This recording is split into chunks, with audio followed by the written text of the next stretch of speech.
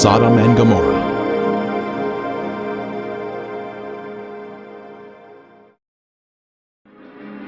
When the morning dawned, the angels urged Lot to hurry, saying, "Arise, take your wife and your 2 daughters, who are here, lest you be consumed in the punishment of the city." Lot, his wife and daughters, all fled from the terrible destruction of Sodom. Likewise as it was also in the days of Lot, they ate, they drank, they bought, they sold, they planted, they built. But on the day that Lot went out of Sodom, it rained fire and brimstone from heaven and destroyed them all. Wicked men were punished by the Lord in a divine judgment of fire. The intense heat consumed the wicked cities and their inhabitants.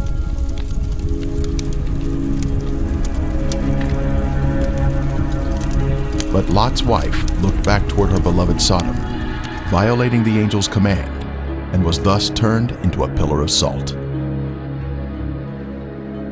Turning the cities of Sodom and Gomorrah into ashes, condemned them to destruction, making them an example of those who afterward would live ungodly. This is a visible example that is mentioned here. The Bible tells us the cities were in the plain of Jordan, which is the area surrounding the Dead Sea, and it was once a beautiful, lush area. At 1,300 feet below sea level, this is the lowest place on earth, a very hot and desolate region that was cursed by God because of the sins of the people. Sodom had pride, fullness of food, and abundance of idleness. Neither did she strengthen the hand of the poor and needy. And they were haughty and committed abominations before me. Flavius Josephus, the 1st century Jewish historian, tells us, "There are still the remainders of that divine fire, and the traces of the 5 cities are still to be seen." Popular thought has it that the cities were later covered by the waters of the Dead Sea, but if Josephus could see the cities in his day, then we should be able to view them also, as the water level has, if anything, receded since his time. And the border of the Canaanites was from Sidon as you go toward Gerar, as far as Gaza, then as you go toward Sodom, Gomorrah, Admah, and Zeboim, as far as Lasha. The biblical description tells us the cities were spread out, forming a line along the Canaanite border, not grouped together in one area, as some may think. And the border of the Canaanites was from Sidon as you go toward Gerar, as far as Gaza, then as you go toward Sodom, Gomorrah, Admah, and Zeboim, as far as Lasha. Driving along the coastal highway of the Dead Sea in Israel, one can soon see peculiar formations that are of a lighter color than the surrounding terrain. These are the ashen cities, destroyed by the wrath of God. These cities were consumed by intense flames, a supernatural heat that was directed by the hand of God. Today there is ash that is of lighter color than the surrounding mountains and terrain. As mentioned in the Bible, this is a desolate area where nothing grows.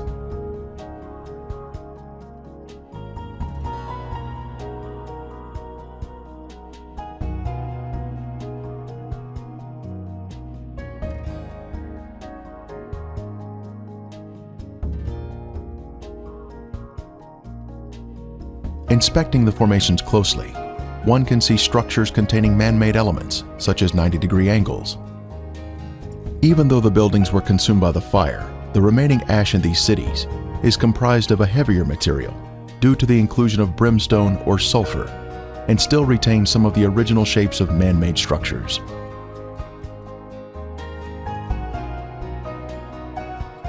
If one travels along the Dead Sea, you can spot Masada, and below it is the large city of Gomorrah.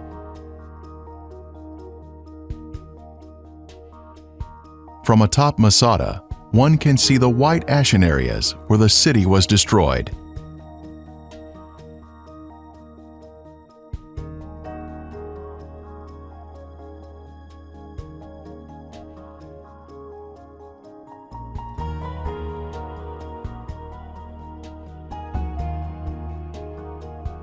Man-made shapes can be seen in the ruins. This stunning structure stands out as a singular formation with 4 sides, surrounded by a deep moat.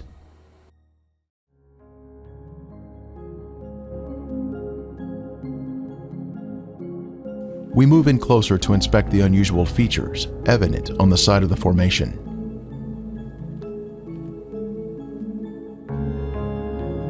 On the side of the structure, this swirling pattern is different from any type of sedimentary rock or soil that would normally contain horizontal, even layers.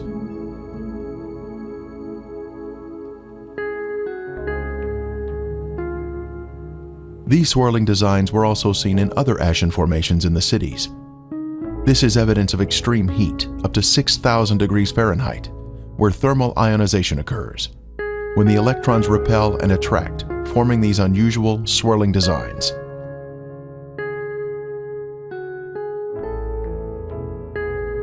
In Lot's day, this area was a swirling cauldron of death and destruction, rained down from the Lord in heaven.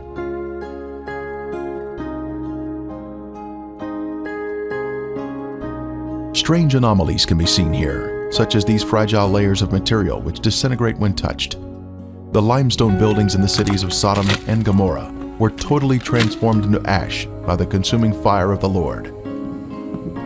Evidence of this destruction is revealed in the white gypsum anomalies in the area, including unusual shapes of chalk-like material, which is not found in other parts of the country.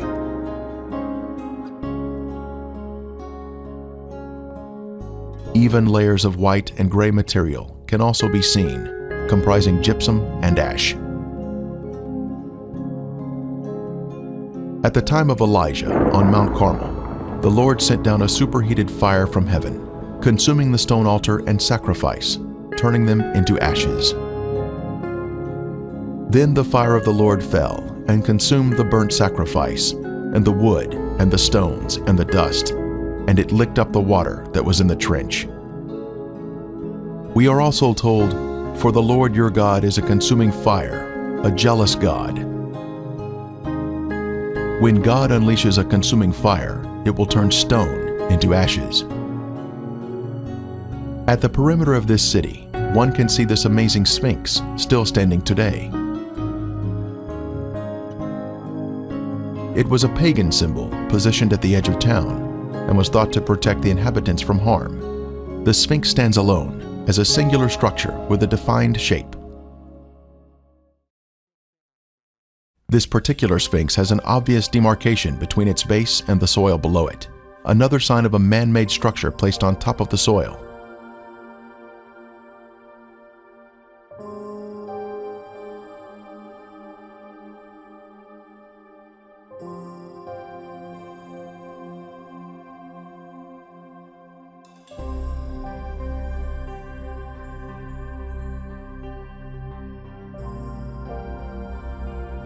Around the Sphinx shape, we noticed a large amount of consumed brimstone, as if God rained down an extra portion of destruction around this site.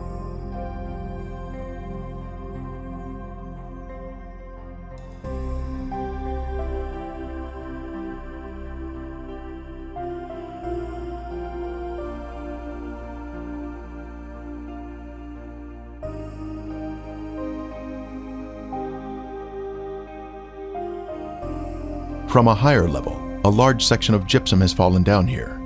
It clearly exhibits the alternating layers of white ash that is calcium sulfate, gray ash that is calcium carbonate.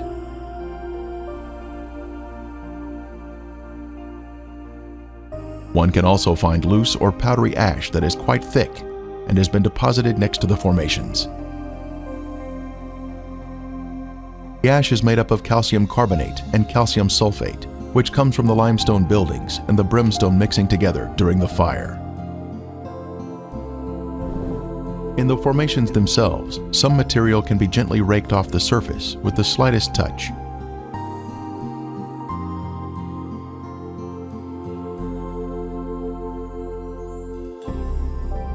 Looking down the city streets, one can notice man-made shapes which are not found in nature.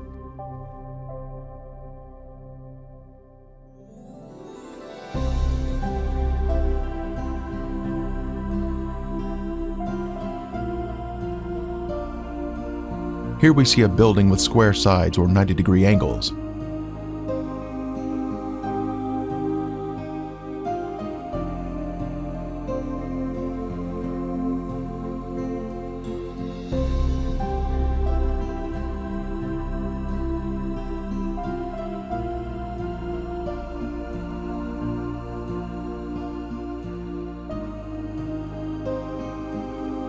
we can see the remains of walls that extended outward at 90-degree angles from the main structure.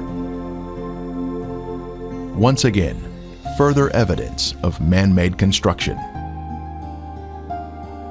At a higher level, we spotted square windows along the face of the remains, consistent with where one should find them. This was an amazing find, and they were in a horizontal pattern.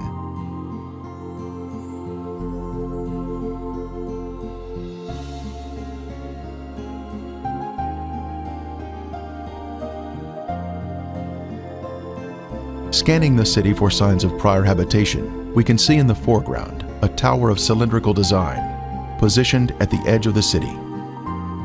The remains have suffered greatly during 3,500 years of wind and rain erosion. Even still, there is the appearance here of streets and man-made structures.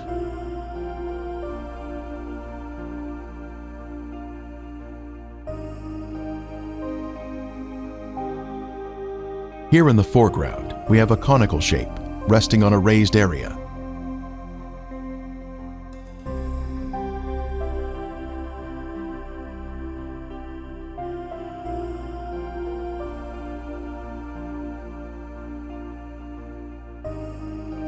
As we pan across the city, we can see in the distance an arched doorway that exhibits a symmetrical shape even to this day.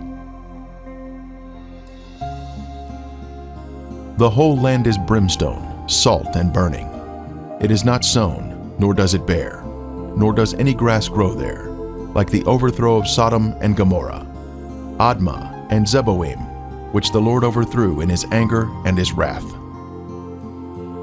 More anomalies are found in the cities. In this case, we have a large hardened clump of material that we broke open, revealing layers of previously heated material, including gypsum crystals created by the combination of limestone and sulfur.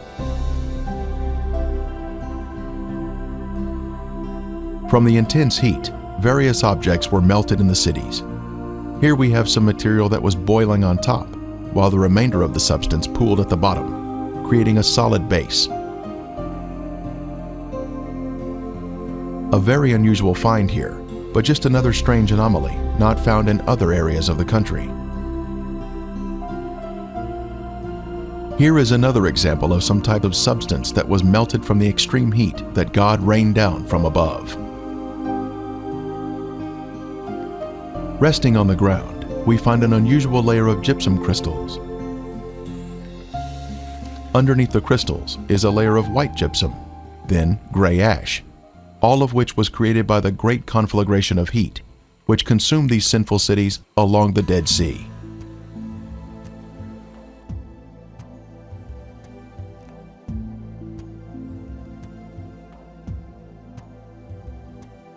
Once again, we find more gypsum, this time in a circular formation of crystals, all radiating outward.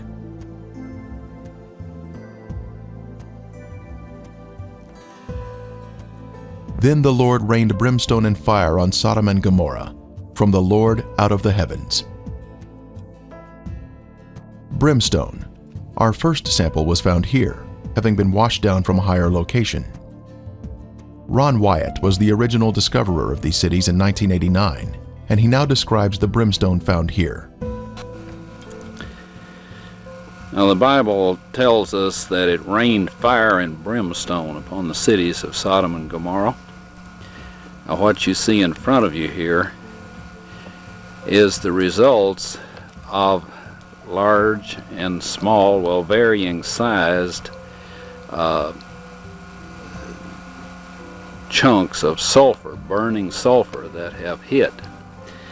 And what we find here is that God rained this burning sulfur down upon this city, and rain is a perfect description of it. It landed just in the pattern that rain would fall, and the stuff, of course, the accumulative heat of all of this upon the city set the entire thing ablaze. The flash point of every material there, metal, stone, of course the people, and everything burned, and this sulfur continued to burn, and it vitrified the material around it. after it had burned it all up, sealed itself off from the oxygen, and then of course smothered itself out. And in each of these little crystalline capsules here is a varying size chunk of sulfur, and there are millions of these in these ashes that we have here. A piece of the brimstone from the cities was lit at night, and soon there was a beautiful blue flame produced by the burning sulfur. A very strong aroma of sulfur filled the air and was overpowering if one directly breathed the fumes.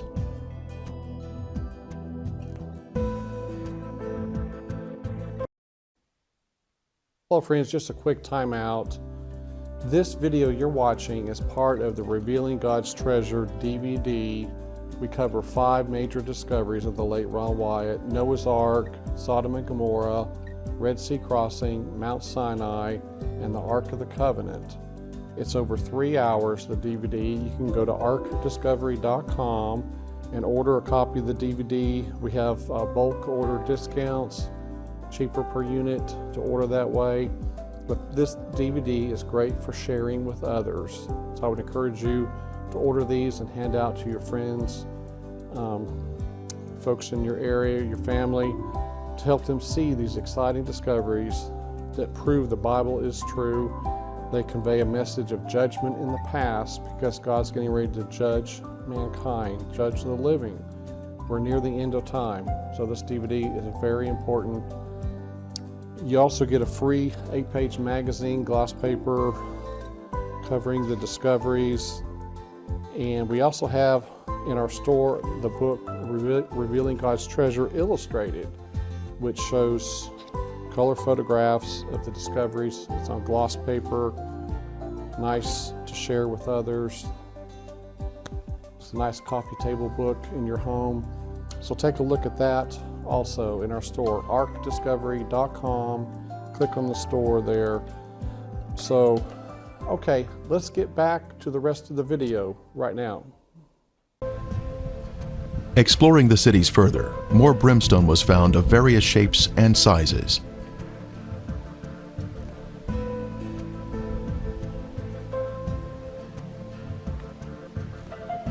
Several samples had been washed down to areas below and were added to our growing collection.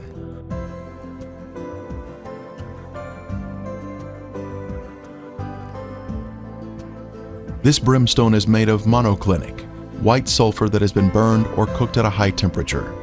It is quite different from natural sulfur that is formed in geothermal areas. Samples were taken to a lab for analysis.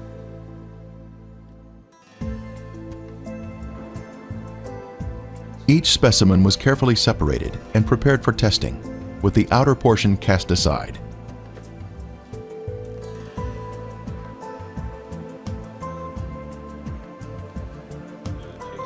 Next, the samples were dried and placed in a rock crusher. Then they were pressed onto a disc. Then they were loaded into a machine for the semi-quantitative X-ray analysis. Each sample was individually transported into the testing chamber for analysis. The results proved to be quite amazing.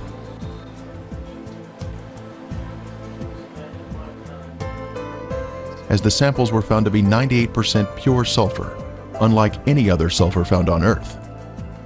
This pure, cooked sulfur is the heavenly marker that was left behind to show the world that the Lord, without a doubt, destroyed these sinful cities at His command.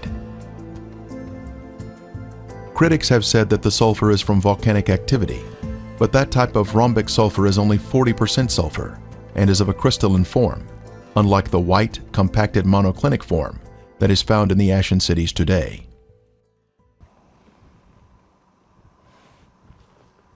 Some specimens of brimstone are small and are laying on the surface of the ground. Our team walked through the city, easily picking up 100 samples of brimstone to take home.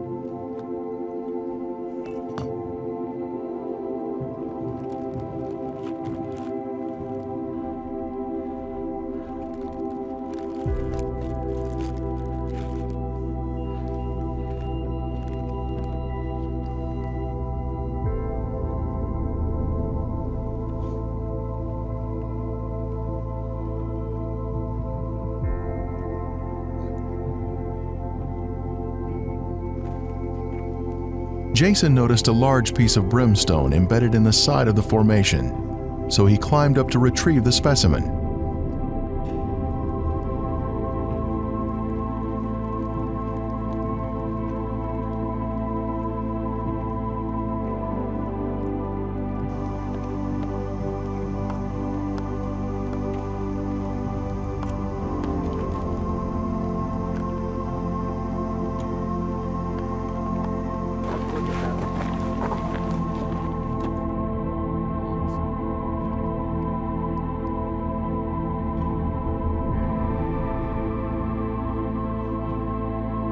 One can see the burn marks here.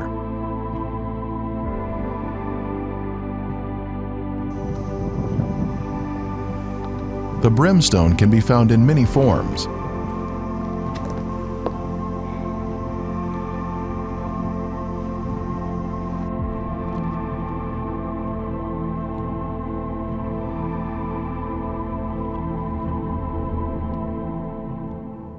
Another clump of ash contains a piece of brimstone that has a burn ring surrounding the unburned sulfur inside.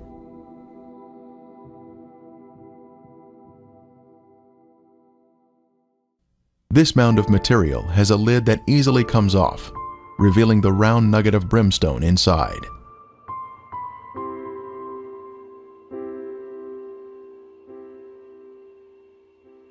Our most amazing find was this 6-foot slab of sulfur crystals. Underneath, one can see the sulfur or brimstone protruding out around the edges. This entire area had brimstone in a blaze, which quickly turned to liquid. As it cooled down, it turned into these hardened crystals. We can see the brimstone around the edge of the crystal slab. This section of material had fallen down from a higher level. Balls of brimstone covered every square inch of this section of the remains, and perhaps the entire city. Covering the brimstone is a layer of brimstone crystals.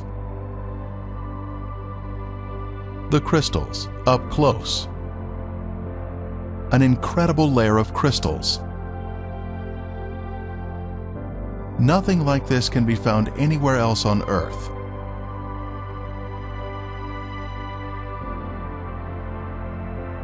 As we gaze across the southern end of the Dead Sea, we can view the El Lisan Peninsula in Jordan. Apparently, the city of Gomorrah extended over to this peninsula in the days of Lot. One can find the same white formations in this area. Ashen formations are seen, including walls extending out at 90-degree angles. We can also see clumps of gypsum scattered on the ground, like this one here. Brimstone is also found in this area. Incredibly, a Byzantine-era church was constructed here, as noted on this sign, built here because the area was known for its biblical significance.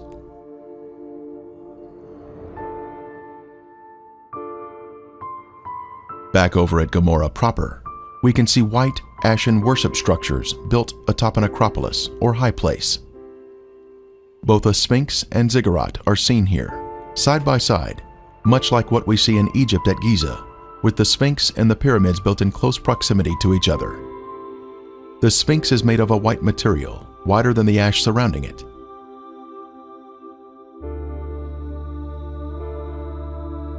Perhaps it was built of more expensive components and dedicated to their pagan gods. The Sphinx represented a god of protection, but even it was consumed in the flames. It is approximately 30 feet long and is quite impressive, both in its shape and size.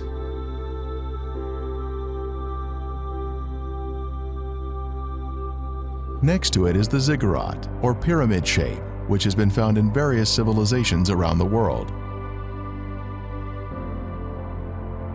Here we can get a size perspective of these formations.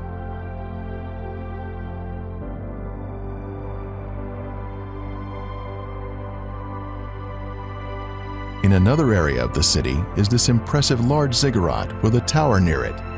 Both of these exhibit evidence of man-made construction and are symmetrical in shape.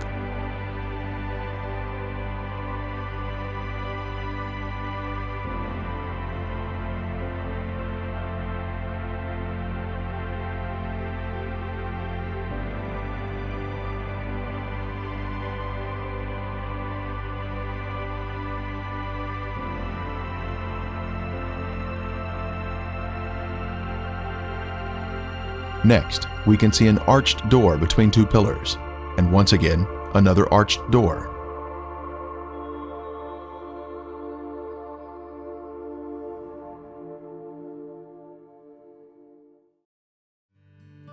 As we scan across the city, our eye notices a raised white formation in the distance. As we near the formation, we can see it is in the shape of a ziggurat.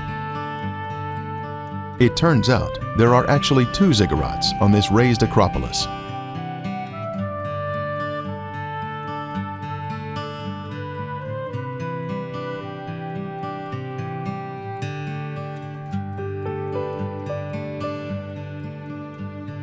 As we stood next to one of the ziggurats, our team found perfect specimens of melted brimstone, where the liquid from the burning sulfur had cooled down, forming a hard, crystalline shell around the unburned sulfur that was hidden inside.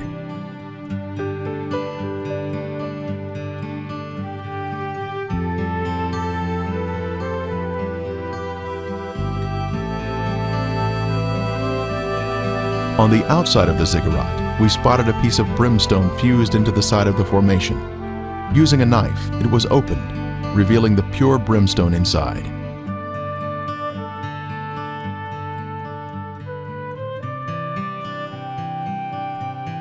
Resting on a ledge of the ziggurat, we see another sample of brimstone that was opened with a knife, once again revealing the pure sulfur inside.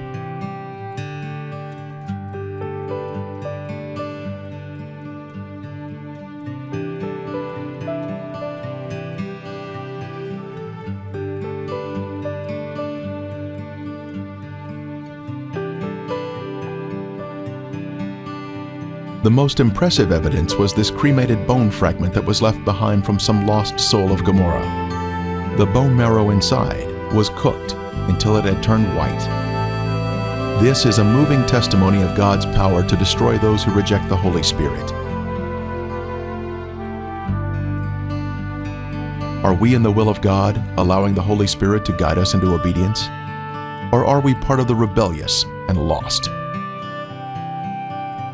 There is a future event mentioned in Revelation, but the cowardly, unbelieving, abominable, murderers, sexually immoral, sorcerers, idolaters, and all liars shall have their part in the lake which burns with fire and brimstone, which is the second death. The day is coming, burning like an oven, and all the proud, yes, all who do wickedly, will be stubble, and the day which is coming shall burn them up. The surface of the earth will be as a lake of fire, with all unrepentant sinners being consumed by fire and brimstone, just as Sodom and Gomorrah were destroyed. Friend, there is only one way to escape the punishing flames of the second death, and that is through Jesus Christ. Won't you ask Him to take over your life today?